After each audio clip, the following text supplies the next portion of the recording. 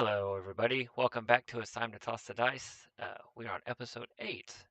We're still going to be discussing the differences between the book and the show, continuity issues, that kind of thing. As always, I'm Will, I'm Lizzie. and we'll get right into it. And as always, spoilers throughout the entirety of the 14 books of the series, including Yes. the prequel, New Spring. And Then be today we are 15 actually going books. to be, huh? Then it would be 15 books. Shh.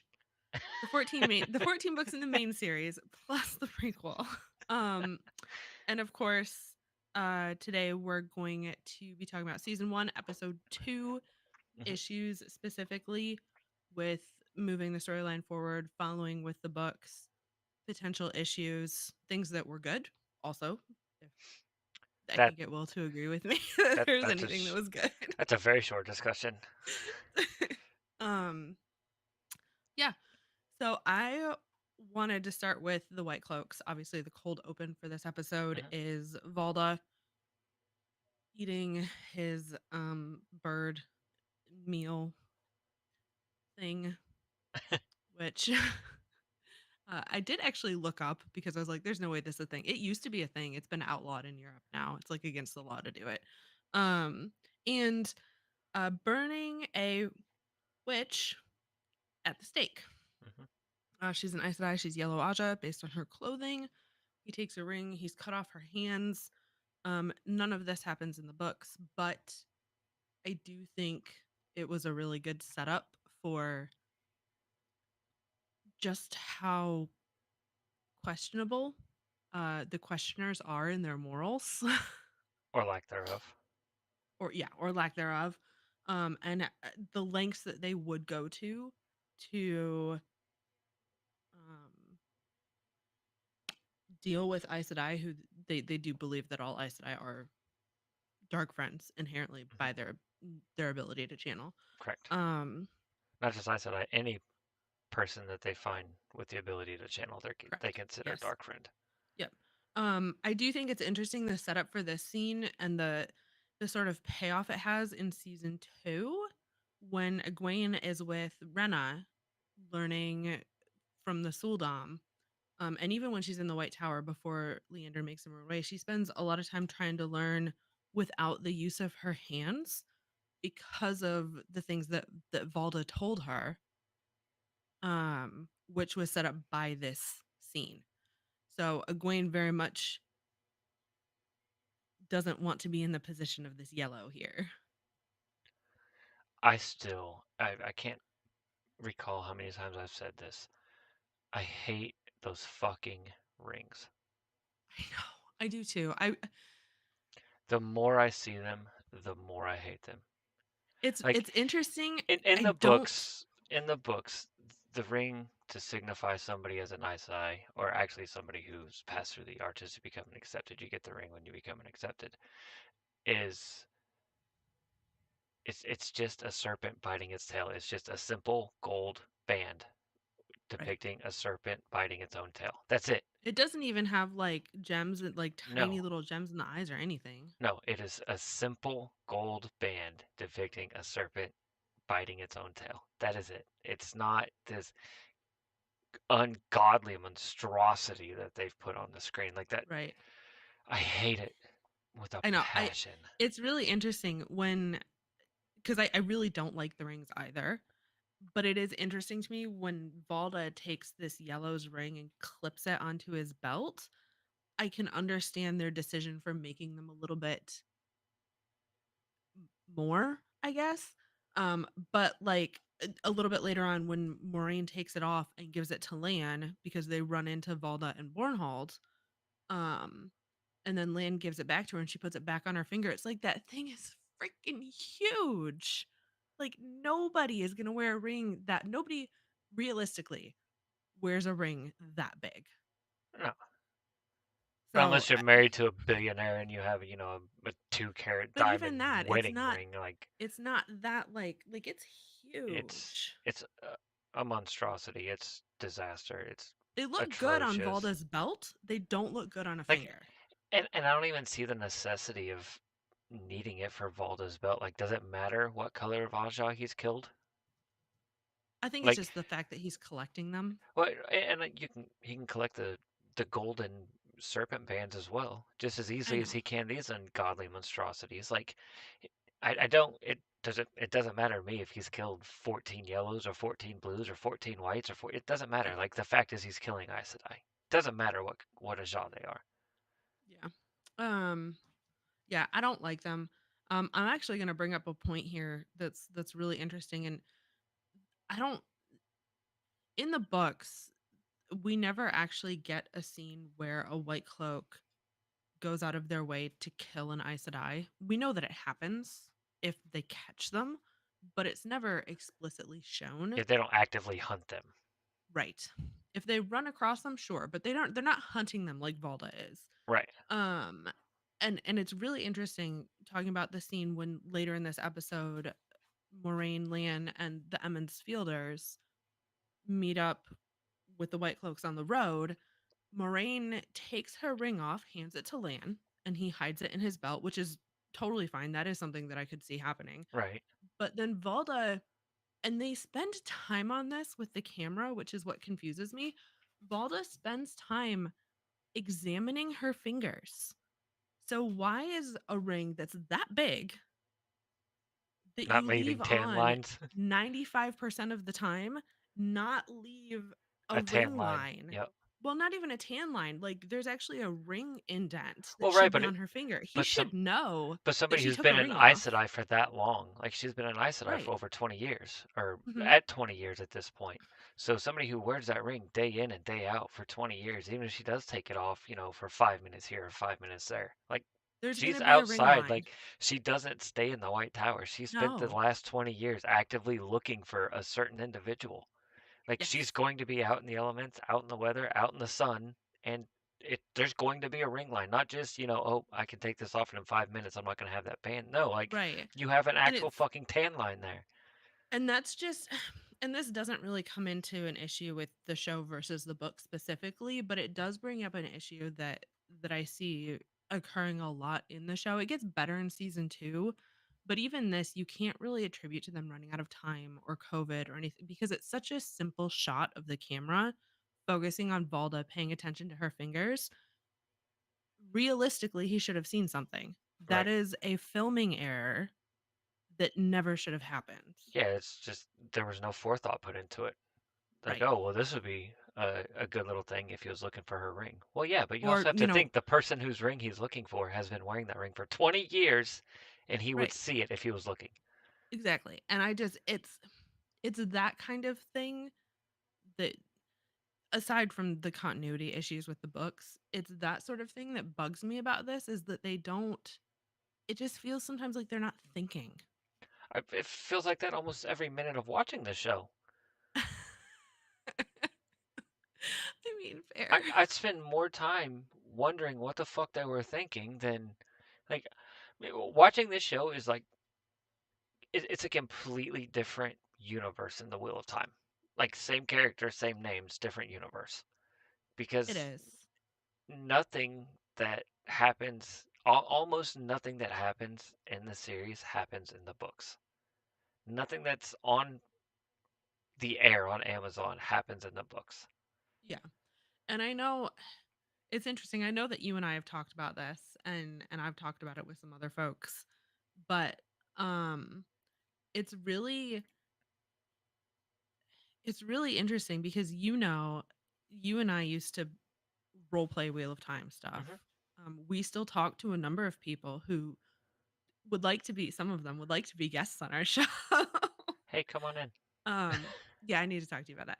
Um who had role played, and overwhelmingly they think not only were our role plays, while they were completely made up, truer to the books, but also that we should be writing the show. I, from what I've seen, I think anybody would be better off writing the show than who they have writing it right now. It's hard. I feel like the writers for the show, and I know that Rafe has a lot to do with the writing. I don't know if they have any actual writers, like real writers who have read the books. I participating? I'm I have going no to say idea. no. Nobody involved in that show has read the fucking books. I'm Well, going to I say know that Rafe right has read now. the books. The problem is I don't think Rafe is a writer. Is he dyslexic? Like, did he miss some shit? Like, not So making fun of anybody with dyslexia, but I'm just trying to find some rationale for why this has happened if he has supposedly read the books.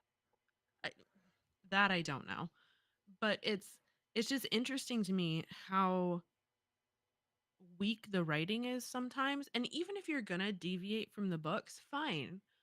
But deviate with intention and with purpose and with thought. Don't deviate just because I think this is cool. That seems to be a running theme in just about every episode we've had. I think we've brought up the same thing, is that they make up their own story just for the sake of making up their own story. Like, Right. you have a golden story here to tell to begin with. Yeah, I understand that certain things to adapt it to a television series or whatever, you're going to have to adjust slightly. I can accept that. I can respect that. That's not a problem. You're not going to get absolutely everything No, of verbatim course from not. the book. It's never going to happen. Not with any book series. Not with The Lord of the Rings, not with Harry Potter, not with uh, The Wheel of Time, obviously, or The Hunger Games. Like, Narnia, yeah, Hunger Games. yeah, absolutely. The Lion, the Witch, and the Wardrobe. That's another great example. Like, you're gonna have The to movie was still excellent though. Like I love that yeah, book series and the movie was absolutely. great. And small deviations in order to adapt it successfully to television. It's Sure. I was expecting that, but I'm also expecting the story of the Wheel of Time, and Mhm. that's not what got put on. It's a Well, completely it's like a parallel universe that they're trying to say. Well, this is what it could have is. happened if Robert Jordan hadn't already written the story. This could have happened. Right. It is definitely a parallel universe and I want to say I was watching some other Wheel of Time YouTubers and I want to say it was Daniel Green who made a comment about how at this point now this could be incorrect because we haven't seen season 3 yet.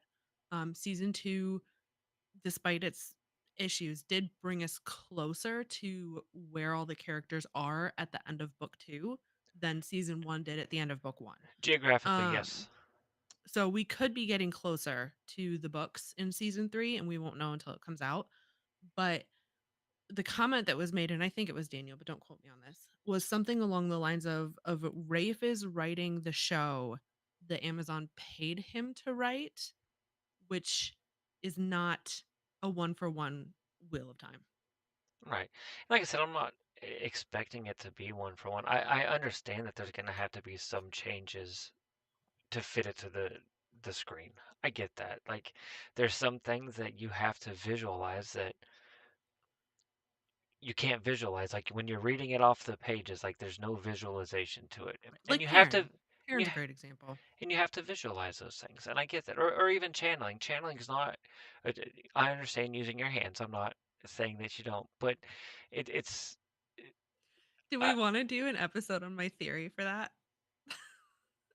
No, I don't agree with that theory at all. You don't? I don't. I was Okay. actually before we jumped into this call and everything, I was actually rereading your screenshots and everything about that. I think I'm right.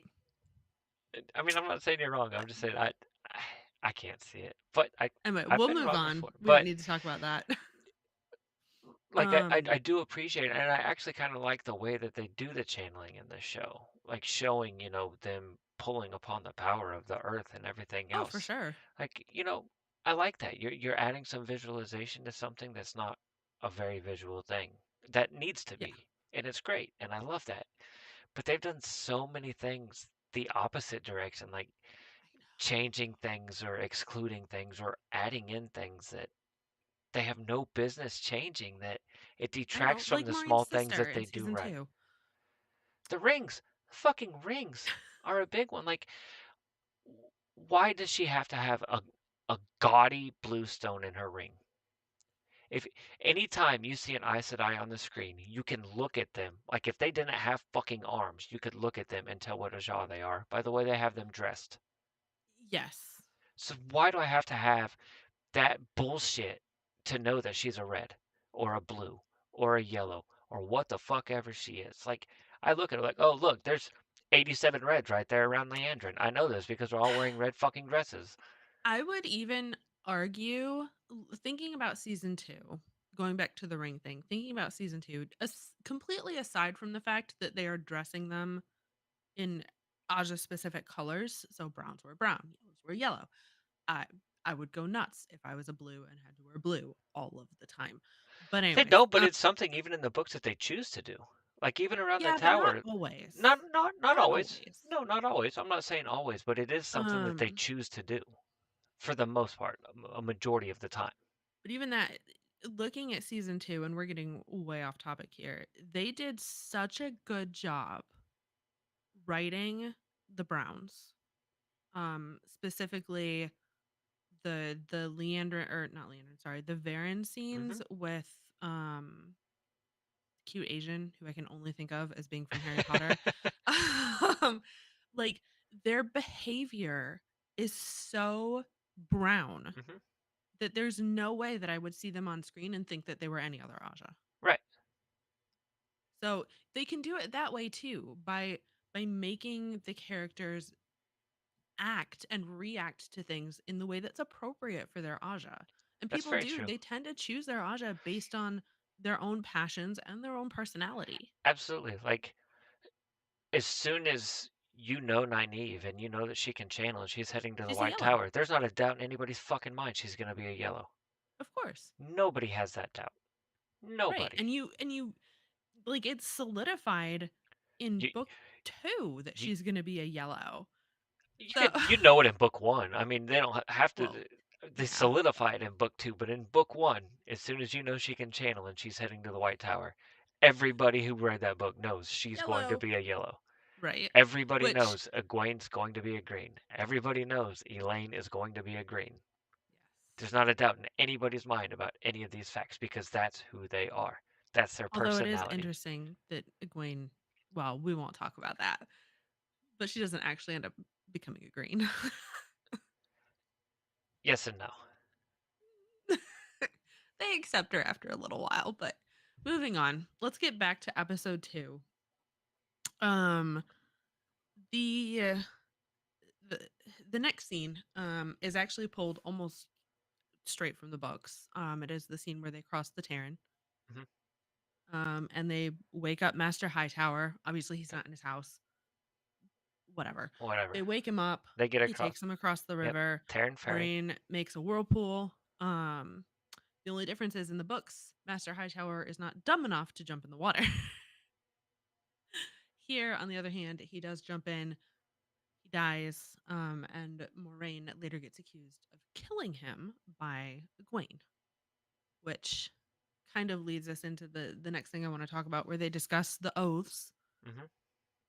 and Egwene gets her first unofficial official channeling lesson, which is also straight from the books. Yeah, not necessarily a lesson on channeling, but a lesson on embracing Sadar. Yep. Um, but Just I to do want to. prove it's Moraine's way of proving to Egwene that she can channel. Yes. I do want to talk about the oaths though, because they did change them ever so slightly from the actual 3 oaths. Hmm. Hold on, I actually have to look them up. Shall speak no Um, word that is untrue. yes. So the first one is the same: to speak no word that is not true. Hmm. And that's the distinction. And Moraine comments this, and it's accurate. This distinction of that between I can't lie is subtle but important. Um, to make no weapon with which one man may kill another. Now, in the books, it's with which one man may kill another. I believe in the show it's that a person. So they include females in that, which I'm fine with. Yeah. Um, And the that comes interesting after thing the Age is of Legends when they were making all the power wrought weapons and so on and so forth, yes. and then War of Power and all this shit. And they're like, well, that was stupid idea, honestly, so let's not do that again. The third one is the one that they changed significantly. And I'm curious because in the books it reads never to use the one power as a weapon except against dark friends or shadow spawn or in the last Last. extreme defense of her life, the life of her warder, or another Aes Sedai. Hmm. They omitted dark friends and shadow spawn in the oaths in the show. So it's just accepting the last extreme in But defense they of also her took own out the word life. extreme. So how exactly does it read in the show? Verbatim. Hold I'm gonna have to find it. Hold on. Oh gosh.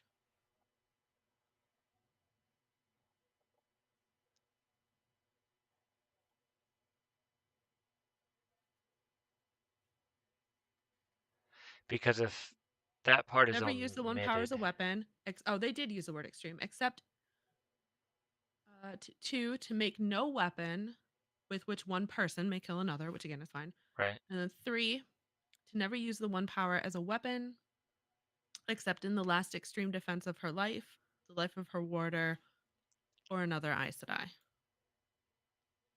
So they took out Shadow Spawn and Dark Friends. So then, knowing that, I know we had a discussion when we just, or we had a conversation during our discussion of the last episode of season 2, when Moraine was hurling a fucking massive fireball at At the the Shan-Chan, Shan ships, and who were not threatening her life. I said I can excuse that because Suroth, who was a known dark friend at this point, was on board. But Moraine doesn't know that she's a Dark Friend. Again, I was giving them that leeway because she is a dark friend. But Right, but they took that out of the with oaths. that being omitted, she was wrong. She shouldn't have been able to do that. She should have been able to do it anyways. The No, last extreme defense of her life. Her life was not again, in danger. with the except against dark friends or shadow spawn or whatever. With that being omitted, I agree with you. If you're going with the oaths from the books, I'm okay with her fucking tumbling Shanshin chips because fuck Suroth and fuck the Shanshin. But with that being omitted in the series or in the Amazon series, then I can't see how she would have actually been able to do it. Right. Because the three O's aren't just something like, okay, well, I'll say these, but then I'll just go about it all. Right. They aren't a choice. Like you are bound by them. Like Yeah, you literally can't break them. you physically cannot do anything aside from what you are bound to do. Right. The only way that you can break the three O's is if you legitimately believe that something that is false is true because you don't know better. You can speak something that you believe to be true, even if it's not, but Yeah, that's because it's what you believe. if I tell you a lie and then you go tell somebody else because you believe that I'm telling you the truth, then Exactly. right. Um she 100% broke the oaths attacking those Shan ships unless They go I about do it have saying she one was I hitting do the have one ships and not the caveat with people that. on it. Unless by some odd random chance she knew that Egwene was on the top of that tower, Wouldn't matter. it could be argued Egwene's not even an Aes even Sedai. though Egwene is not yet an Aes Sedai, it could be argued that she was doing it to save Egwene's life. I won't give you Egwene, but I'll give you Rand. Right, but Rand's not an Aes Sedai. In the Age of Legends, men can be Aes Sedai as well, and led by the Dragon Reborn. He was a Tamerlane. So I'll give you Rand, but I won't give you Egwene. Yeah, but the question though then becomes is does Moraine believe that Rand is an Aes Sedai by extension of being Lews Therin reborn? Or by being the Dragon Reborn. Period. Not just Lucerne Reborn, but the Dragon Reborn. And she I knows could that he I is the could give Dragon it that Reborn. one. I could give it that one, knowing that Rand is on the tower, And Rand in the Age of Legends was a considering Tamerlane, him and the Dragon Reborn was because the of who he leader of the is. White Tower. That's walking an awfully fine line, though. It is, but I mean, you were trying to walk it even finer with Egwene. Egwene is not an Aes Sedai. No, but she's going to be. Moraine doesn't know that. I mean, to be well, I could Egwene say ran away from the tower, as far as Moraine or it anybody would else have knows. more ground to stand. Well, at that time she had She signed was her a name in runaway. the novice book. Yep, she was a runaway at this point, essentially. Now, granted, she was taken Right. captive and carried out, but everybody believes that she, Nynaeve, and Elaine were all runaways. I mean, Right. nobody has any expectation of them progressing through the White Tower anymore because they're runaways, Well, and Maureen doesn't technically know that she's on the top of that tower anyway. or even in fucking Falm. The rest of that scene, just to move forward, where Egwene lights up the little blue, it's straight from the books, and I Yes, love it. The things that they included from the books, they do so well. I just wish there was more of it. it's a nice little treat getting that once every 7 episodes. Like, oh hey, shit, I remember that. But Yep, just I do doesn't actually happen also far really enough. like the scene between Egwene and Perrin, where he asks if she thinks that they're ever gonna make it home, and she says no. Um, Not really any continuity issues with the books. It doesn't happen in the books, but it is. We know Robert Jordan loved his foreshadowing, and they've delivered on some of that with that little two-liner right there. And then Rand pulls a bat out of his face, which is disgusting, and I don't really want to talk about it. Moraine, really any continuity issues. It's interesting because Moraine, they spend screen time having Moraine tell them, if you have this happen again, tell me. But then she doesn't explain why. Right. And in the books, she says, I can ward your dreams. I can protect you from this. She gives them a reason. No, they still don't trust her, but at least she gives them a reason. Right. And here, Rand just blows up at her for no reason, saying, why should we trust you? And then she just rides off. I mean, she knows that they're going to follow, obviously, but uh, I want. This is where it comes in, where they really need to give the Wheel of Time more screen time. 10 episodes, 12 episodes, an hour and 10 to 20-minute episodes, maybe if you're going to keep it at 8, just so that we can add sentences like that, like, I can protect you. Another thing that we can do to give more screen time is not have an entire fucking episode on shit that didn't happen. Or an entire storyline that didn't happen, which You know, I still think my theory is which, correct. like I said, it's not this episode at all. What was it? Episode 4 in season 1.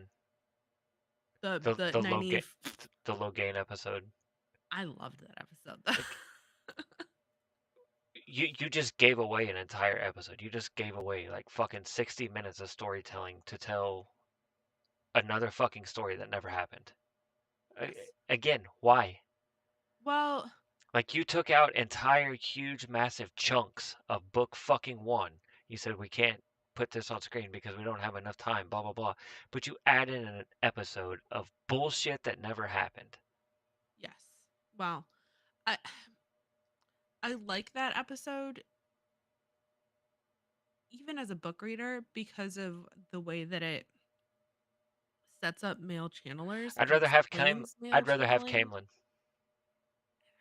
100 times out of 100, I will take Camelin over that bullshit. 100 times out of 100. Yeah. Or Whitebridge. Or anything. Yeah. Give me the story that I want to see. Give me the story that is actually the fucking story. Yeah. Well, back on track. Speaking of stories, within stories, we do get the story that probably every single book reader across the world who's watching this show wanted. It happens in chapter 9 of book 1. It is a beloved story, The Fall of Manetheren, which does happen. In the show, they add a little song, which I actually really like. I liked the song. I liked it better than Tom's song. And Maureen explains Manetheren not quite as well as in the books with the glowy stick spinning above her head and stuff. Good enough. Your face. don't like it? No, you said Tom's name, and then I got really fucking sad because we got him for an Oh, episode and a half. yeah, I know. I'm sorry. So I was okay with everything until you said I like it better than Tom's song, and then it just got sad because I'm like, oh yeah, Tom, who's supposed to be there since like fucking chapter 3 of book 1 and never leaves their fucking side, is just gone. Yeah. But I did really I loved that they included the Manetheren story. And I know based on what Rafe has said, he had to fight to get Amazon to let him keep this in here. Like, why are we wasting, I don't know how much screen time it is, but 5-ish minutes of screen time with our party on horses singing and telling a story. But this story is so important for what happens later in the books with Perrin. Knowing this story is critical to how this group of people reacts to situations later in the books. Amazon, if you have an issue with why we wasted 5 minutes telling a story on horseback, why did you waste 70 fucking minutes telling a story in a cave that didn't fucking happen?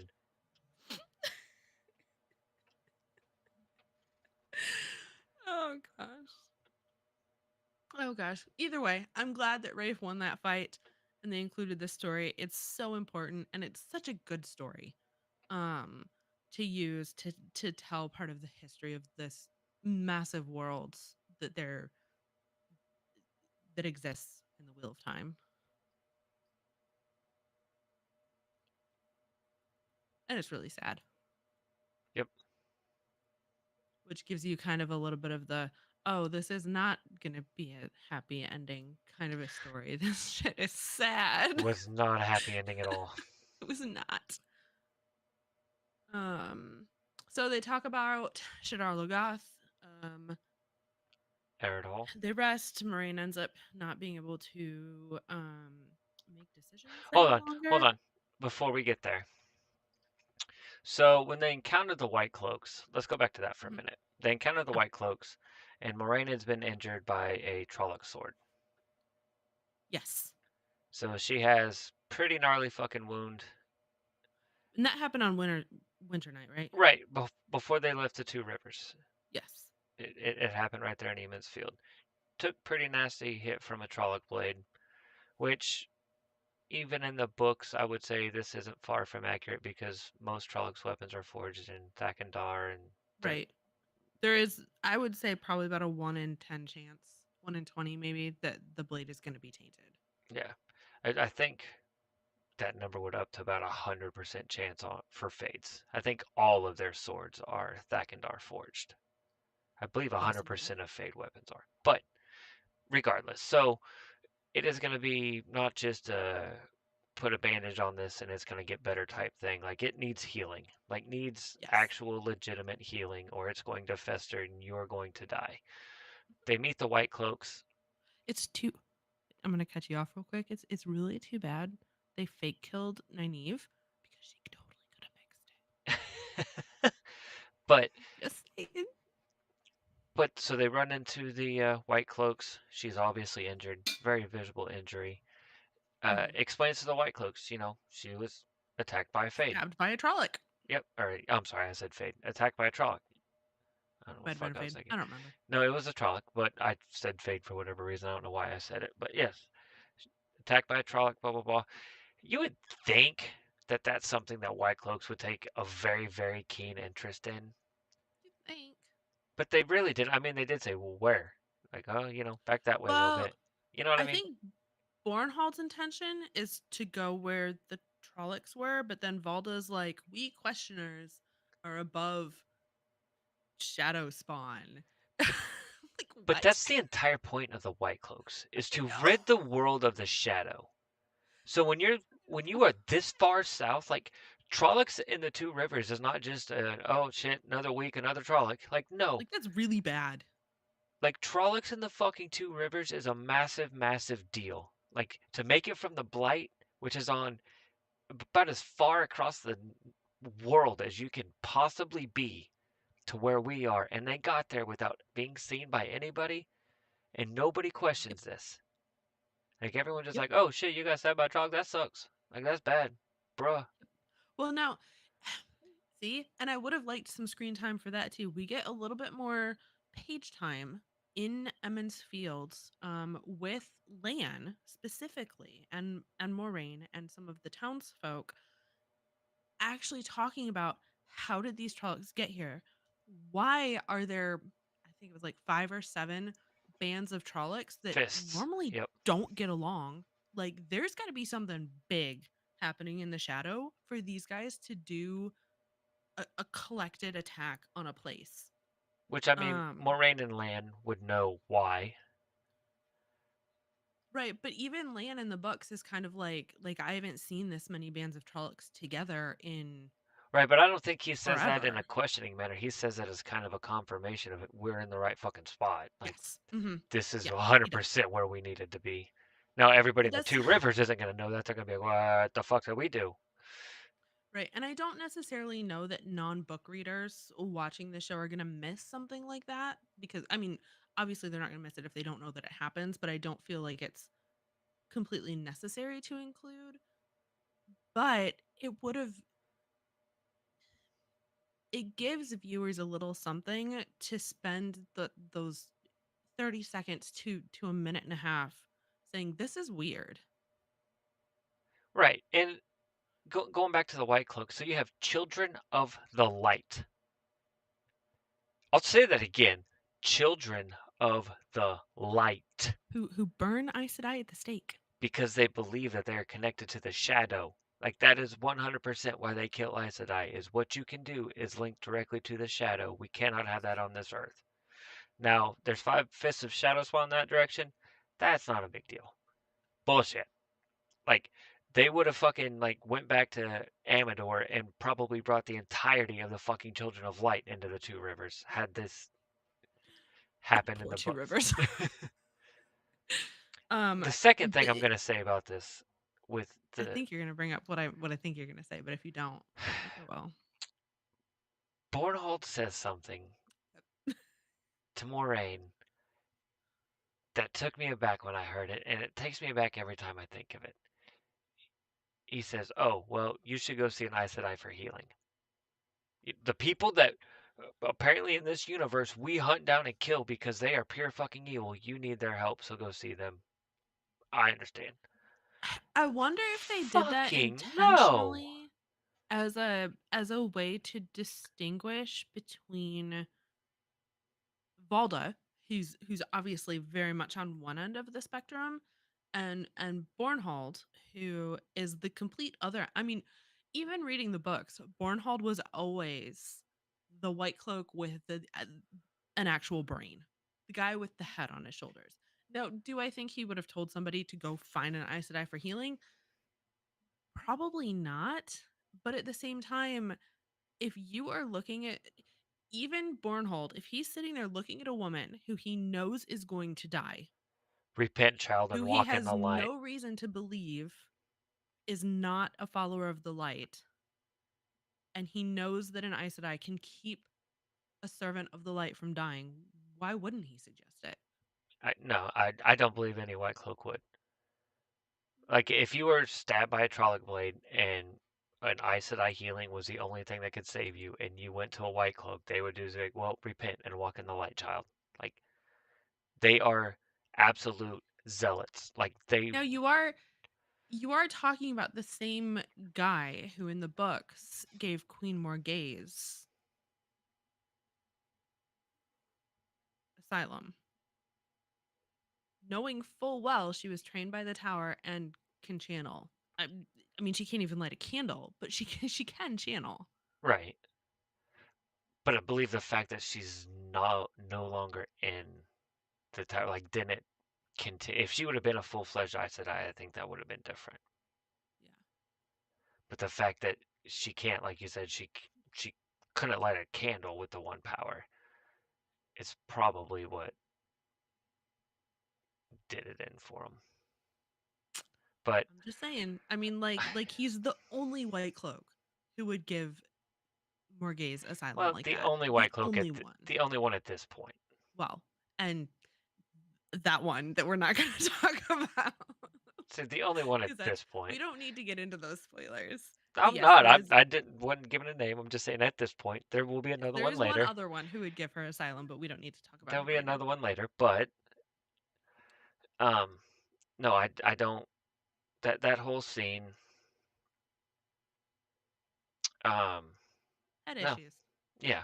I I don't necessarily have a problem with them encountering a group of white cloaks.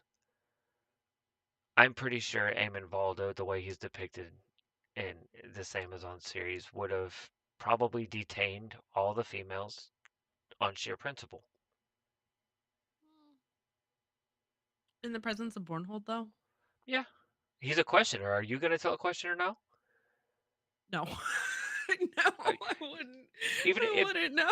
even if you're a Lord Captain of the Children of the Light, if a questioner says I need them for questioning, they're gonna be brought in for Yeah, questioning because if you even tell him even no, he's gonna take your ass in for questioning because now he yep, believes that you're trying to aid and abet freaking fugitives. yep. Even the Lord Captain Commander is not above questioning Yep. by the hand of the light. Do we want to talk about the Perrin Wolf scene?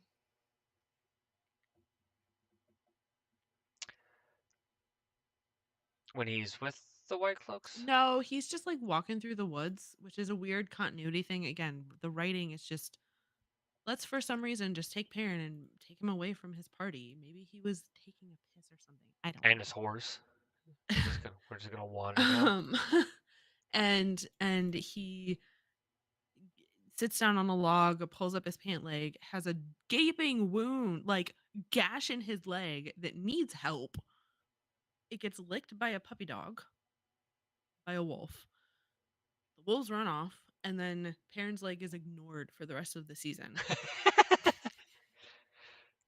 I don't remember that, but that's hysterical.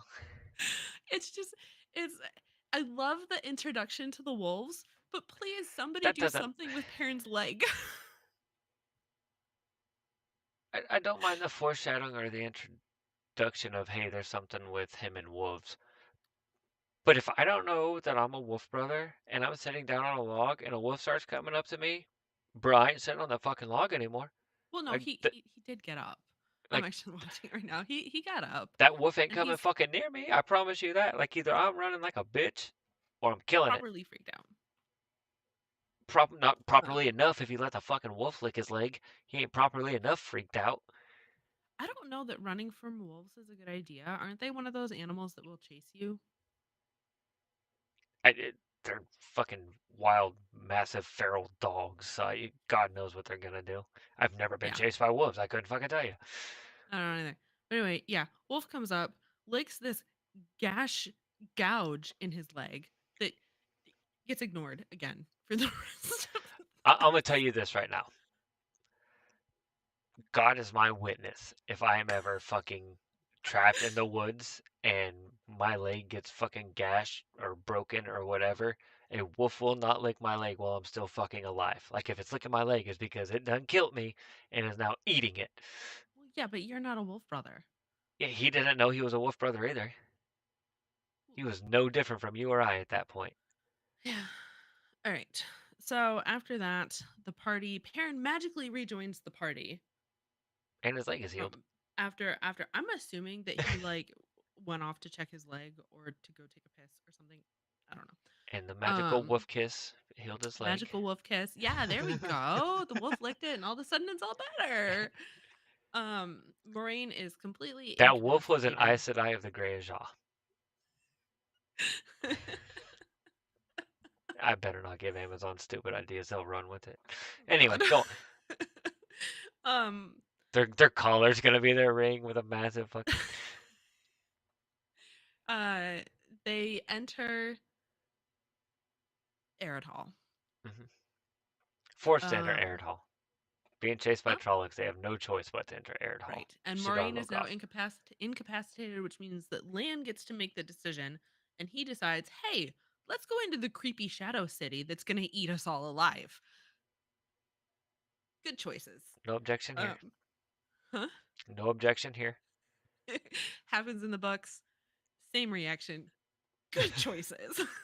Let's go into the creepy shadow city that's gonna eat us alive. Yeah, don't touch Um, anything. Don't yeah, look at don't. anything.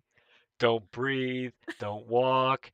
Don't move. Now, it is worth noting in the books, Moraine is not incapacitated, and she actually contributes towards the decision of going ahead and going into Shadar Logoth in order to um, avoid the oncoming massive amounts of Trollocs and Yeah, Fades it's that are the chasing only them. place that we're going to be safe. Like, they Yes, won't enter the city.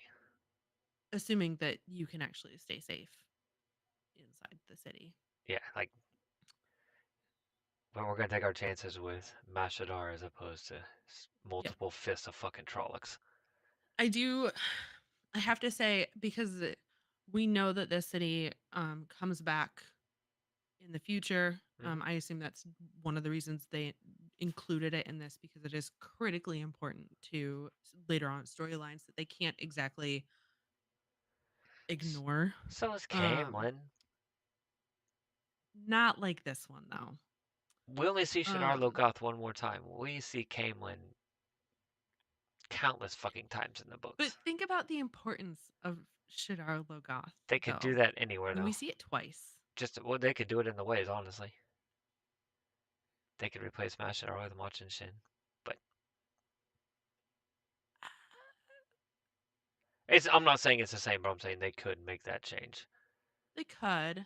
I don't think they're going to though. I don't either, but I'm just saying, like, so I don't think that Shadar Logoth, it is important. I'm not saying it's not important, and I do like that they included it because it needed to be Um, included. But there's other things that needed to be included that they just fucking looked right past I know, that hold just but as much importance.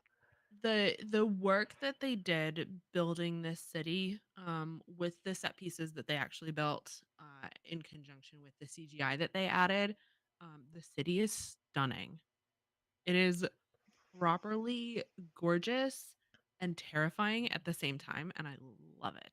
It definitely looks like a very creepy, rich Old, nation. yes. Um, and I can actually, I'm gonna get into a little bit of spoilers here, but when Rand goes back into the city with his group of maidens, and they end up losing one of them, and they're all running around the city trying to find her. I can picture that happening in this city that they've built Yeah, here, and I'm so excited for that if they include it. don't If they hold your don't, breath. then oh well. But the way that they built the city, I can see that, and I love it. Um, Matt finds a nifty shiny toy. Hmm. I'm knowing what we got of Pot on Fane in season 2. I'm curious because we did not in the books in this scene or set of scenes. We meet a character called Mordeth, Hmm. and he talks to Matt and Rand and Perrin. Is Perrin there? I don't think I Perrin is don't there. think so. And he tries to convince them to help him carry this treasure out of the city to his horses that are waiting. And the boys end up like, "You're a little weird. We don't think so. We're gonna go back to our party." There is no Mordeth Nope. in the show, and it makes me wonder. Mordeth and Pot on Fane in the books end up having a thing. I'm not. That's all I'm gonna say. Made that a And it lot makes me creepier and awkward than it needed to be. not like that. But anyway, um, it does make me wonder. Now we see Pot on Fane with the dagger in season 2, and he's very comfortable with the dagger, and it doesn't seem to be affecting him quite in the same way that it affected Matt while Matt was carrying it. But again, without actually meeting Mordeth, how do we I'm curious how we're gonna get that evolution of Pot on Fane into the character that he needs to be at the end of the series without Mordeth. I don't know, because in season 2, he seemed, well, even the end of season 1 all the way into season 2, he seemed more obsessed with the Horn of Valir than he did with the dagger, which is not Pat and Fane esque at all. No. In Pat Fane's world, like that dagger is everything. Yes. Nothing And outside of even that that dagger holds any importance. he uses he uses the dagger to protect the horn. Um like he sets it on top of the horn. Um but he's protecting the horn because his boss man told him you have to protect the horn. He's holding the dagger because it is a part of who he is becoming to the core. I don't know. But I just got the feeling, like I said, the end of season one all the way through season two, that even to Pat Fane, the horn was more important than the dagger. Pat Fane would have never left that dagger in Matt's room Oh, heck because no. he would have never left that dagger anywhere. It No. would have remained in his possession at all times, at all Yep. costs. Yep. But I don't know. that's season two. Yeah, but it makes me wonder what because Pot on Fane was also much more normal than I would have expected him to be at the end of season 2. I guess we'll see what they plan on doing with him. Um okay, so Horse gets eaten by Mashadar. Hmm. And the Emmons Fielders find out that, oh, this is why we didn't want to go in this place. I Oh shit, this place is for real. yeah, yeah, it eats you alive, literally. Um, I do the way that they depicted Mashadar is different than in the books, but I actually really like the way that they did it. The only complaint that I have is that they use this same sort of creeping blackness to portray stuff that's also tied to the shadow, which in most of that's in season 2. But it's not. The darkness that's in Shadar Logoth is so different It's a than the corruption. darkness of the shadow. It's not the shadow, it's a corruption. It's it's it's a corruption not from an outside source, but it's a corruption from within your very being and your soul. And So it's taken directly from the Lord of the Rings. we get the story of Um Eredhall while we're in Shadar Logoth, which is an important story to understand I just wish they'd how. taken time to tell that story while they were here. I thought they did. Did they not? I don't think so. I They do in thought the we books. No, I know I, what I they do don't in the think they do books. in the I show. thought they did in the show. I thought we got the story of Eredhall as well and Nope. I what think caused it's its just a. downfall. Are you sure? Because I thought before they went into it, like when Lane was explaining, this is Shadar I'm Logoth, double once checking. called Hold blah on. blah blah.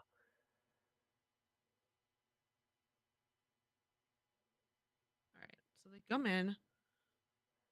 There's no bugs. Like I think it's before they go into the city, like when they're looking at the gates. I think Lane tells the Relics. story.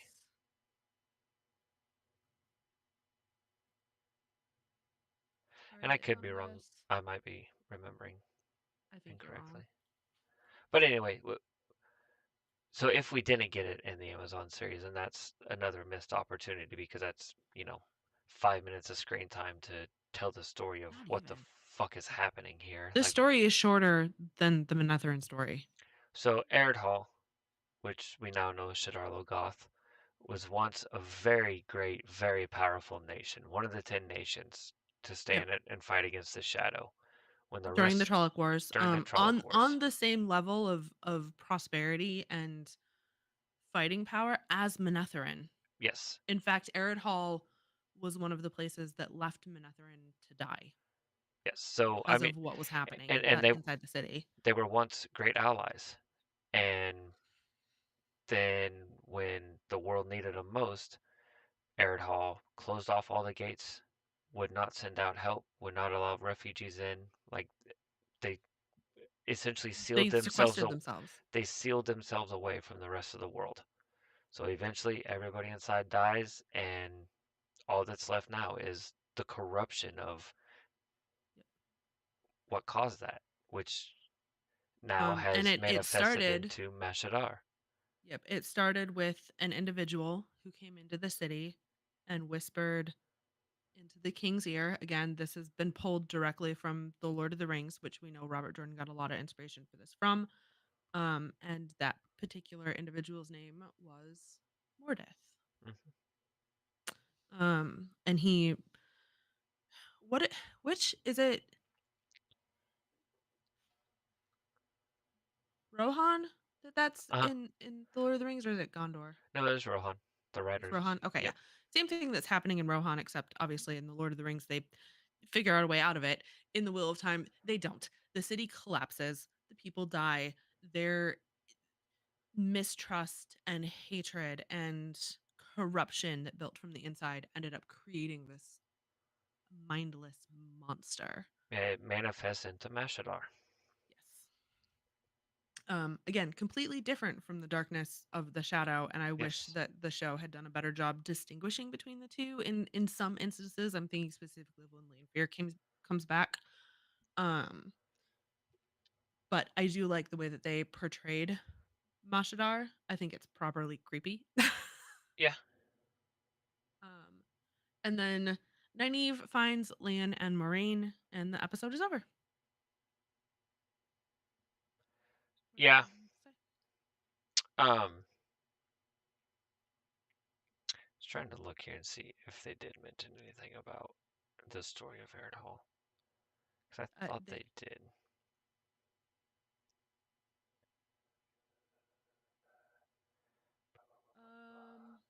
there might be bonus content for it. But they didn't. No, because they spent a lot of time with the scene with Perrin and Matt, where Matt gives Perrin back a dagger that Layla made, which is never mentioned again, of course. One thing to add about this is we start to see some dissension between Lan and Moraine at this point in the Amazon story, That is true. which again never happened in the books. Right. There But was that's, never any and even this, dissension between the two of them, but we start to see it here when Moraine does start to regain consciousness as Mashadar's closing in on all of them, and and she's like, what did you do? yeah, she turns to Lan and say, "You've killed us all." Yep. Which again, like we said in the books, she is part of the decision. Her and Lan are the ones that make the decision that we need to get into Shadar Logoth. Yeah. And it could have been a little bit of foreshadowing or beginning of their split that starts arguably at the end of this season and goes through season two. Um, as one of those, this is where she started figuring out that maybe she can't trust him. But when your alternative is literally being food, Yeah, when your alternative is okay, do you want me to fight 5 fucking fists of Trollocs by myself because you're right? unconscious and And these you can't boys ain't channel, you can't do these anything. these boys ain't gonna do it. No. Um, Because unlike in the book series, I've not trained fucking Rand on the sword at all yet. I've not trained any of them on the bows. That's one thing that I do miss is I wish they had spent more while they time on are that. venturing out of the two rivers and everything, as soon as they're all together and they're camping together and making this journey to Tarvalon as they are in the books, like that's where the journey begins. They are heading to Tarvalon. Yep. And like every night when they stopped to camp, Rand would, all the boys had bows with them and he would have them all, or I'm sorry, Matt brought a bow, not all of them, just Matt. But all the boys take Rank. turns. Nope, it was Matt. Matt brought the bow, Oh, that's right. Rand had a sword. Perrin had an axe. and Matt Matt had had a the bow. bow. And they all three of the boys were good with the bow. And there's even Lane even makes a comment one night when they're camping. He goes, "I wish y'all would have brought bows because Yeah. Rand doesn't know how to use a sword. He just took his dad's sword because it was a fucking weapon. It was there. I'm taking it." And it's his dad's sword, damn it. And you know, and Perrin grabs an axe because he's a fucking blacksmith. He made this axe. He ain't never used it before, but god damn it, I need a fucking axe because there's Right, Trollocs but here. there's a lot of time spent in the books commenting about how Lan intentionally makes time to teach these Yes, boys how to use the weapons that they've brought. right. And that training takes them through book 14. Hmm. And the fact that we We don't get get that, zero of that. and Zero. I can't remember, somebody said this, it might have been another YouTuber. The fact that throughout seasons 1 and 2, what we have so far, Nynaeve gets more training with weaponry than Hmm. the boys That's is very fucking true. it makes me very angry. Like, give the boys that time. They need it. She doesn't. That's very true. And that was something that I was looking forward to is, Rand does start to form, or I'm sorry, Lan starts to form a bond with all three of the boys. Like, and each of them's kind of its own special bond, Mhm. but through the weapon training. Yep. He spends time with Rand and Rand specifically on swords. He carries a sword. He sees a Heron marked sword. He starts teaching Rand sword forms. Yep. We best get you to a point where you can actually carry that and have it be appropriate. Right. Matt has a bow. He worked with Matt and Matt specifically on how to use that bow because that's the weapon that Matt has selected. And the same with Perrin. He's not as great with the axe as he is with the sword, but he still goes out of his way to teach Perrin how to use it and how to use it properly. Yep. And we get none of that. None of that. I mean, it even continues past the Eye of the World when they return to Faldara. Like the start of And book all it two. would have needed The was start of another. book two is fucking Lan and Rand on top of the Faldaran Keep I was so mad that practicing we the didn't sword get that. forms.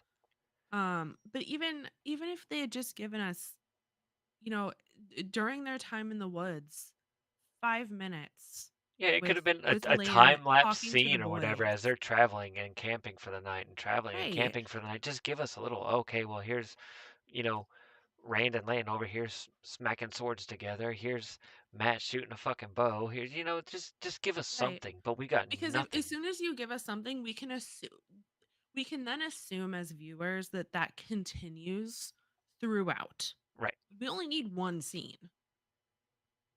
We don't need it to keep happening. Yeah. So And it's instead of a just fucking bullshit made up episode of Logain in a goddamn cave, how about spend 10 fucking minutes working with that on something that actually happened? right.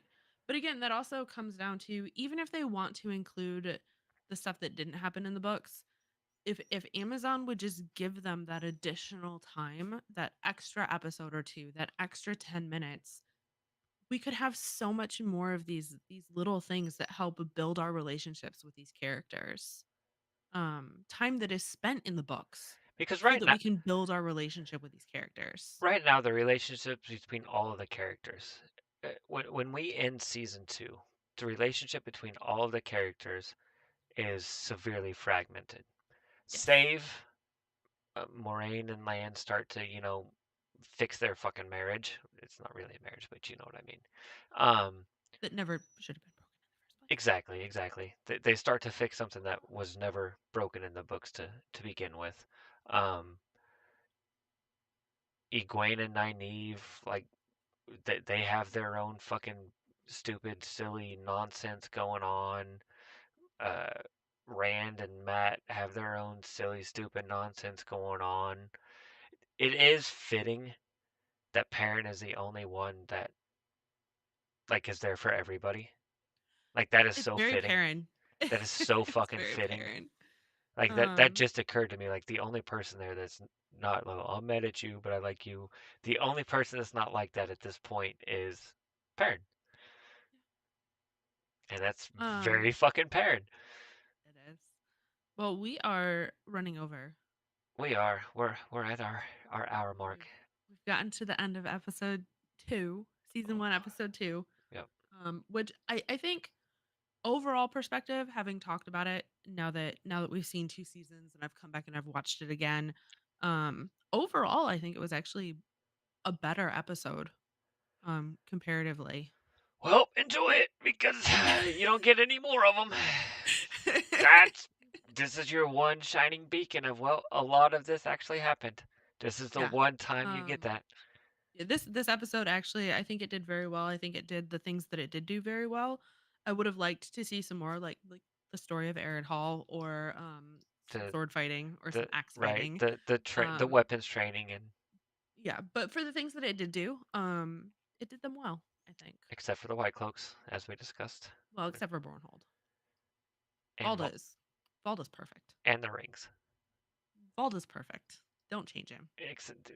Change his fucking rings. I They're implore not you. his. They're on his fucking belt? Right, but he kind of borrowed them indefinitely. No, he's a necromonger. And I think we're gonna leave it there. he kept what he killed. All right, guys. Good That'll night. do it for this